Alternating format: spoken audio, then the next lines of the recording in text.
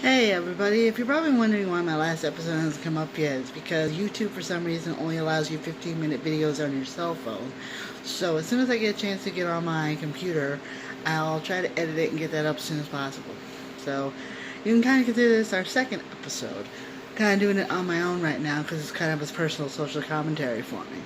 So this is Square Circle Cafe. Thank you, Mauro Ranallo. As I stated before, I had seen Bipolar Rock-N-Roller, but unfortunately, I had fallen asleep for about 45 minutes worth of it, so I wasn't able to see the full movie. Well, tonight I was finally able to see Bipolar Rock-N-Roller, and I gotta say, I admire this man even more so now than I ever have before. I've always been a fan of Mauro Ranallo's work, but I also knew there was something about him that I just really, really liked about him. I thought it was maybe the fact that he had such a passion for the business that it really sounded refreshing to hear somebody who actually loved wrestling so much as I did. That actually made me feel good watching him. It turns out, well, we both kind of suffer from the same thing. I haven't been completely diagnosed yet. I do know I've spoken many at great lengths about my bouts with depression and episodes that I have. He's been fully diagnosed as bipolar disorder, bipolar depression, aka manic depression. And the documentary talks about how it's affected him his entire life, ever since he was first diagnosed when he was 19 years old, to his current life now in the WWE, as well as Showtime's lead boxing announcer. He's called many announcements and many a match. Of course, who can not hear an NXT show without hearing Mamma Mia once in a while from the booth there. So, and such colorful euphemisms such as his feet have pretty much professional degrees in kicking. One went to Yale, left one went to Yale, right one went to Harvard. And it just amazes me that a WWE superstar is so open with his or her challenges in life that it makes me feel like it humanizes them a little more, and I can actually bond with them a bit more, because it's like, hey, this person sounds like a lot of stuff they go through, I go through on a daily basis. Now, I know I speak on my previous video about updating how things are going on with me, and thankfully with the love and support of the circle of friends and family that I have, it's helped me out a lot too. And then being able to look up to someone in the position such as Mauro Ranallo makes me think, okay, if he can get by day-to-day life on a national platform like that, then what's to stop me? Yeah, I've had my moments. I'm not going to deny that. But at the same time, I've also had my moments of where I'm able to do things that I didn't think I could do. For example, this.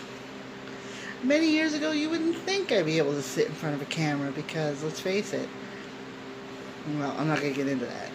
But now it's like I'm doing more selfies, I'm doing more videos, whether it be on any of my social media platforms, Twitter, Snapchat, Facebook, Instagram, what have you. Here, YouTube.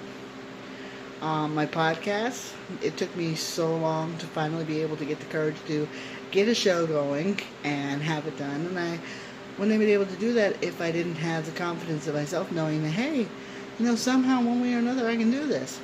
I mean, granted, I've been given some opportunities before, but they've always been screwed over in one way or another, whether it be by me or outside forces.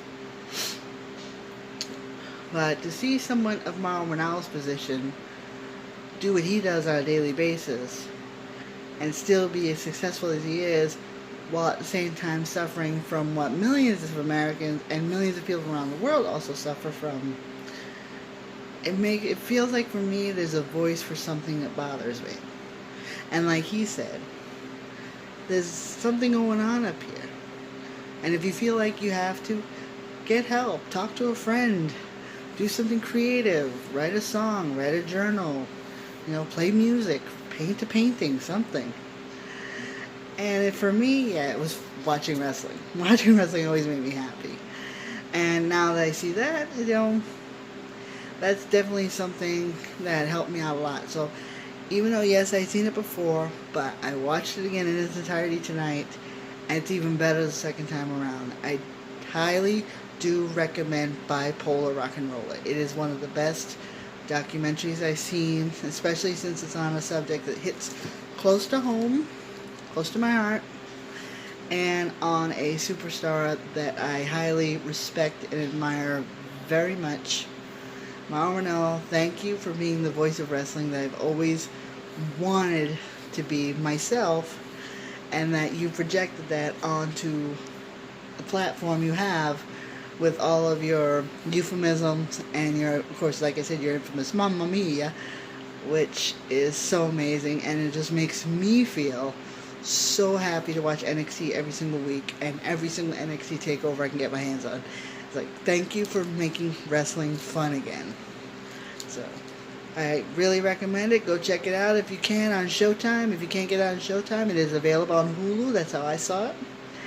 So definitely check it out. Mauro Ranallo, you can follow him on Twitter. And that's what I do. And a lot of his inspirational quotes are on there as well. He's always giving positive feedback and letting us know that it's okay to talk about it. It's okay to know that mental illness does not define the person that you are. It's just a small part of who you are, but it's not the definition of you in its entirety.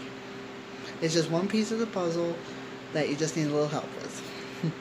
So, I'm Daria. Thank you once again for joining in Square Circle Cafe for wrestling fans, by wrestling fans. Good afternoon, good evening, and good night.